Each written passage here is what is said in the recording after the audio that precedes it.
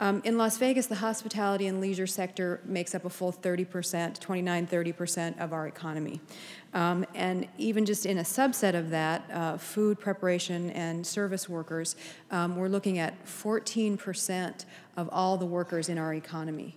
14%, that's huge. In fact, we're more dependent on that particular sector than any other metropolitan sub-state area in the country. More dependent on food service workers than New York, Los Angeles, Chicago, Atlanta, et cetera. And even though that's already true, we're just at the front end of what is the largest expansion in our industry that we will have seen. We've got two of the largest private construction projects in the world in City Center and Echelon, and those are expected to bring between 70 and 80,000 new employees in the next several years to Las Vegas in the industry.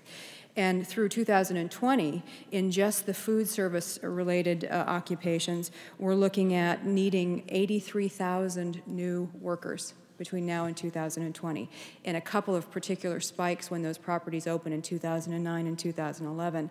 And the research that we've done, the preliminary research that we've done, indicates that we could be looking at in those years a labor shortage of up to 13,000 food service workers. Now, our bread and butter is competitiveness and fine dining, the Michael Minas, the Charlie Trotters of the world. And so our economy can grind to a halt if we don't have five-diamond level quality workers to be able to staff those industries.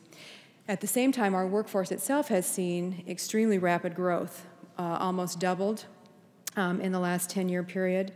And even though we've historically had an unemployment rate that's a little bit lower than the national average, when little change recently with the downturn in the residential housing market, but when we've got an unemployment rate of, say, 5% across the population, we've got up to 12% in the African-American population and up to 20%, up to 12% in the Latino population and up to 20% in sectors of the African-American population. So it's not all evenly distributed.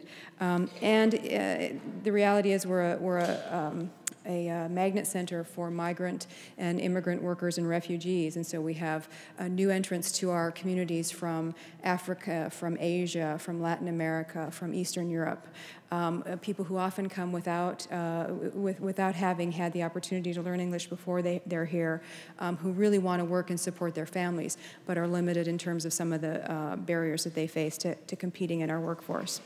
And finally, it's critical for us to look at our youth population.